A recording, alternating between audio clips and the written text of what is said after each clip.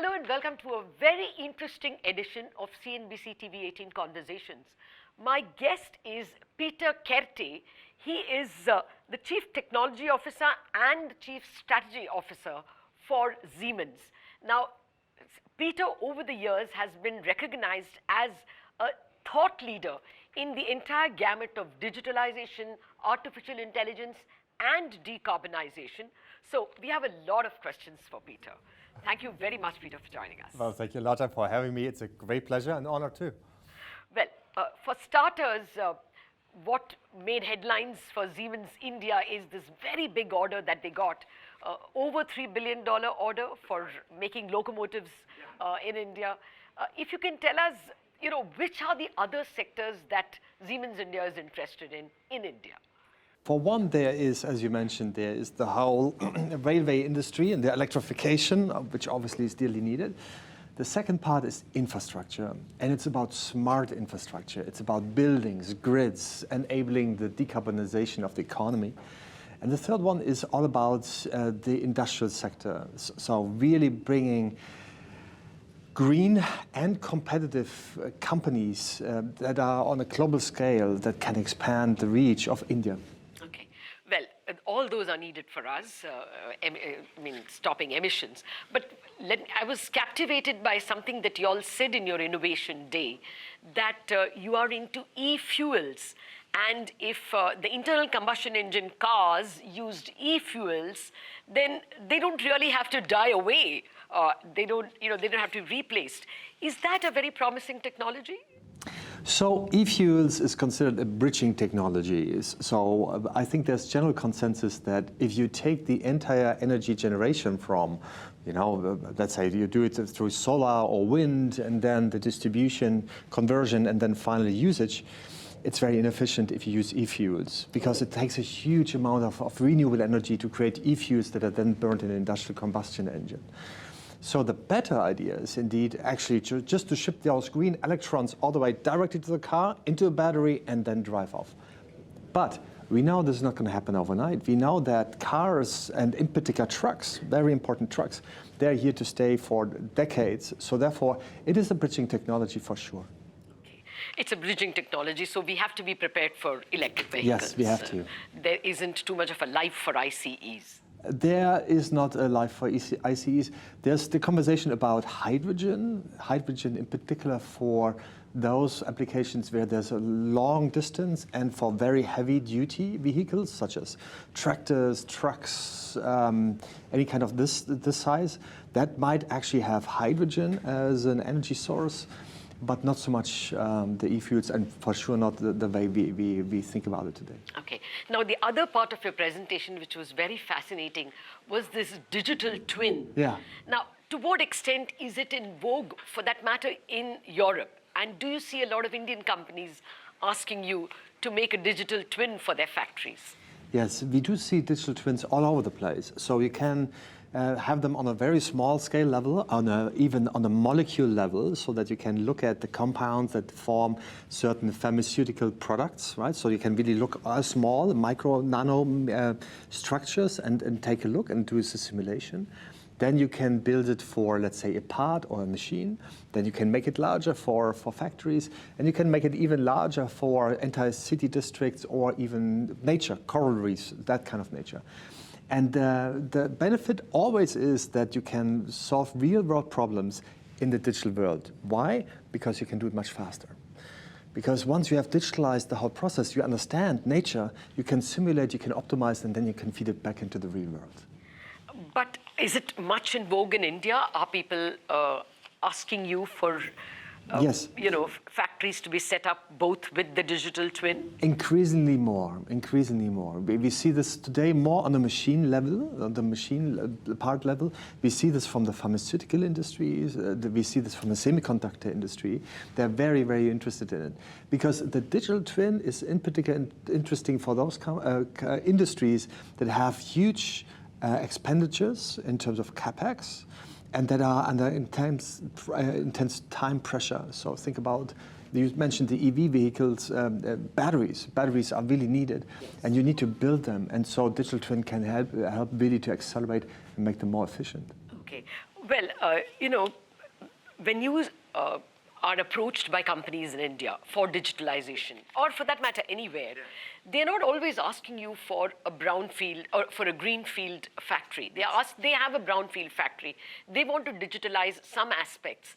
Now, is that a problem? It is a huge problem, and you're absolutely right. Most of it actually is, you got more than 60 million small to medium-sized enterprises, and most of them are brownfields. So they don't need fancy big metaverses. They will need to have a simple connectivity, and this is what we also provide. So there's a lot of sensors in the meanwhile that you can retroactively fit to any kind of pumps, valves, whatever that is. You can then wirelessly connect them and have them machine learning, artificial intelligence look into anomaly detection. All of that is possible already today. And we make this for buildings, we make this for machinery, we make this for grids. So that way we can do what we call brownfield digitalization. Improvising a brownfield factory is very much a Siemens interest. Absolutely, and as we discussed also today, is we try to drink our own champagne, that is, being the customer zero. So the transformation of our own factory in Calver has really demonstrated that you can do something like that. Yes, it's a 50-year-old factory. It's a 50-year-old factory, right? And so really with startling successes when it comes down to higher productivity, higher flexibility, and better yield. Okay. Digitalization also means a lot of consumption of power. Yes. So how does Siemens offer its solutions? When you offer digitalization solutions, you are also encouraging more carbon emissions. Well, a couple of points. Number one is we provide the tools that enable digitalization. It's usually being operated by our customers, except that if we run the software for our customers as a service, then you're right. The way we approach this is, of course, through PPAs, so really power purchasing agreements. Also, Siemens has a RE100 commitment and pledge where in our own operations we want to be carbon neutral by 2030. So all of this is happening.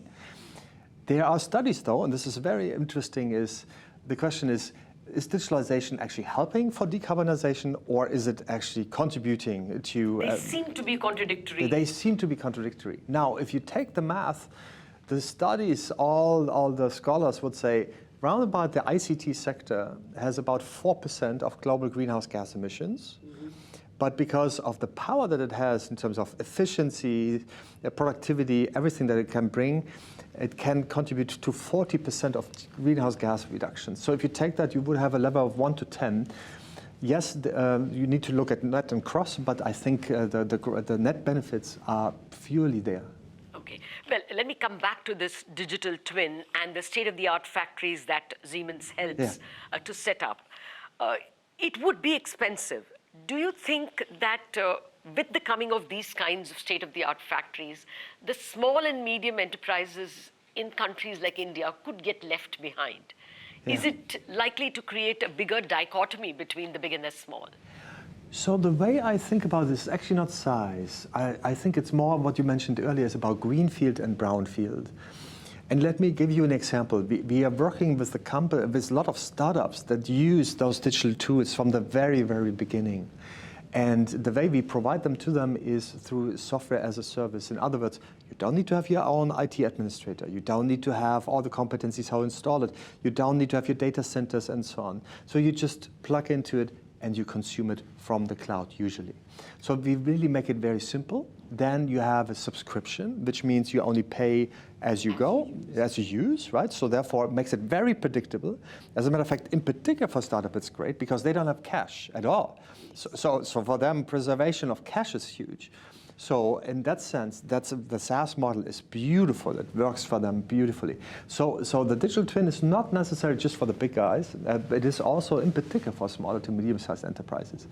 The biggest challenge is the brownfield, greenfield conversation. That is indeed a challenge. Okay.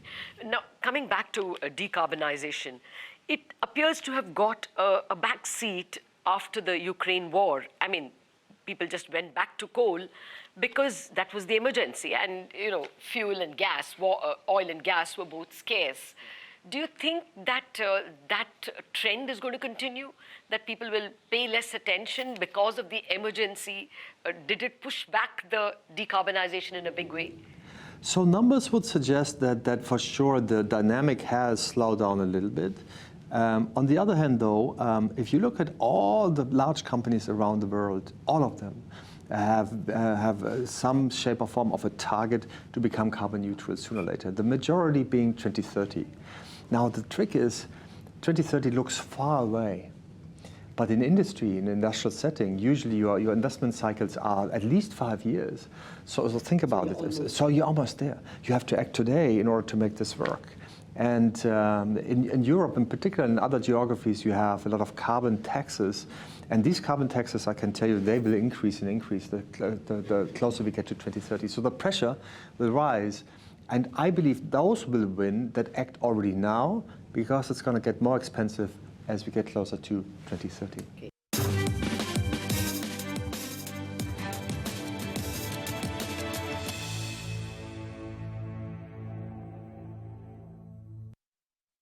Welcome back to the special edition of CNBC-TV18 Conversations. I've been speaking with Peter Koerte, the Chief Technology Officer and the Chief Strategy Officer at Siemens. You've looked at the Indian power sector reasonably carefully. What are your observations? Because India is dependent on coal a goodish bit, and it's also an extremely politicized sector. Yes. It takes a lot to disentangle. Yeah. So what's your vision? How do you think India should work its way towards green energy? So first and foremost, there needs to be, of course, the incentive scheme put forward for renewable energy to set up further solar plants, which you do, right? The second one is a massive investment into the grids, because the larger the grids become, the more actually you can balance the loads, in particular between different geographies. So this is like a HVDC, so really high efficient transmission and distribution. And the last one is indeed regulation, making regulation more efficient between different states, which we learned already today, this morning, that there's a lot of work ahead of us. How close is Europe, or for that matter, human civilization, to green hydrogen? Is it something that is round the corner? What's the pace of progress? Yes, so green hydrogen, and thank you for saying green hydrogen, is, so the technology is there, it's expensive still, it comes down when the cost per kilowatt. The general belief is it will not really start before 2030, and it will become more mainstream by 2040. So I would say there it is a little bit further way out. We see some demonstration pilot plants being built, but there's a long, long way to go. Okay, no instance in Europe where it has been, it's closer, it has been achieved at least on a pilot? Yes, absolutely. We even at Siemens, we built a 5 megawatt plant in Germany, which really is producing hydrogen now. So for them, it's fantastic. But look, these are, 5 megawatt is very, very, very, very small, right? And so there's way to go. Okay. There are a lot of Indian companies, at least 2 big groups, who are betting on green hydrogen. Making it affordable, of course, is the big challenge. And India has a huge potential because of all the sun hours that India has. Making India an exporter of hydrogen can be really a very precious export good. So in that sense, the thinking is very, very good. We have to industrialize the manufacturing processes for building those hydrolyzers, which are still too expensive. Okay. Well, the other interesting part of your presentation today was industrial metaverse. Yes. Now, from my more, untechnology standpoint, we only know of metaverse for entertainment. Yeah. Now, how much has industrial metaverse really come into existence? And even if you can break it down for our viewers, what exactly is industrial metaverse? Yeah. So the industrial metaverse, first off, what does the industrial metaverse do? The industrial metaverse is actually solving real-world problems in the digital world at lightning speed, much faster than in the real world. The building blocks of that industrial metaverse are really the digital twins that we spoke about, because they are the representation, for example, of this room, and you can simulate. The idea is that to every, let's say, facility, a hotel, a factory, you always have the replica running in parallel to this. Why does it matter? Because with that you accumulate knowledge over time, so you can go back in time and can see when something happened, something broke down on the shop floor, and you can look into your data and say, hey, this is what happened. Or because of simulation, you can look into the future and think about what is here to come. So why do companies like it? Because it really gives them higher flexibility and faster response times when they do it on the shop floor. We've done it to ourselves yet again, to our own factories, and the factory that we just built was based on a digital twin and now becomes a metaverse because it does run in parallel. And it's 20% more productive, 40% more flexible. So it really, really has paid off. So you're saying that it's very much in use already? It is in pilot stage, similar to what we just discussed for hydrogen. It's in pilot stage. It's in particular popular with industries that have high capex again, and that are under time pressure. Aerospace, automotive, battery manufacturing. These are the areas that are most interested in those digital twins. Okay, but you see it spreading? It is spreading around the world. Well, you know, I saw your demonstration of the robotics and, the digital plant. From an India point of view, it was practically without any people. Now, that seems to be almost not very good in terms of social justice. Would this advance of digital technologies, digitalization, and maybe industrial metaverse lead to a situation of fewer jobs for the very well qualified and maybe an army of unemployed? Yes, it is always a genuine concern to everyone, because this is, as humans, we're always afraid that the technology can substitute us. If you look at history, though, the examples or the numbers would prove you different, in the sense us humans different, that it always has created to more productivity and to more employment than less. Think about the robot that happened on the shop floor. We still are far away from a dark factory that completely works autonomous without any human interaction. But even if it were, you still have all the mechanics, all the people that commission it, all the people that do the maintenance and so on. So the work has shifted, and the work has shifted, I would say, to a higher level of what humans are really good at. That is problem solving, creativity, communication, inspiration. These things are good. We are not particularly good at repetitive tasks, doing it same day in, day out. If you have ever worked on a factory line, doing something repetitive 8 hours, 5 days a week, it really, really limits your mental capacity. So in that sense, we free this up, and we look at it more as a positive than as a negative. Okay, that's very good to hear. But do you often encounter these problems in factories and companies you deal with?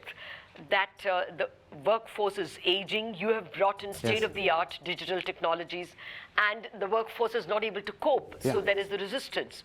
Do you encounter these problems? Yes, we do, all the time. As a matter of fact, every digital transformation is somewhat meaning that the humans have to transform. We think about it in 3 different ways. Number one, the technology has to become simpler. So, for example, we have a tool that's called Mendix, which does low-code software development. So you and I, without having a computer science degree, very easily we can program our own software, right, without understanding the source code. So technology becomes easier. Number 2, lifelong learning, upskilling, reskilling is something that has to happen everywhere, because that notion of graduating from your vocational training or from university will not last for an entire life. And then the last one is really the transparency that digital transformation gets. And this is the cultural element, that sharing is better than protecting. And data is usually seen by everyone. So that is the cultural change that has to happen when we do these digital transformations. Okay. Well, that's good to hear if it can be mastered by aging populations. Well, finally, I wanted to ask you, you have seen the world in terms of many countries approaching Siemens for both digitalization and decarbonization technologies. What's your sense? Is a country like India and a continent like Asia up in the race, or do you think we will get left behind in digitalization? How do you see the response from India? I must say I'm so excited about what's happening in India. And the reason being is, if you think about what you have in India, it's first and foremost, you got the people. You got 1.4 billion people that are, many of them speak the language, English, that are young, that are hungry, very important. That has many, you have so many software skills and competence in this country. Now what you are building is, you are building the hardware equivalent to this, right? Semiconductor, data centers, electronics and so on.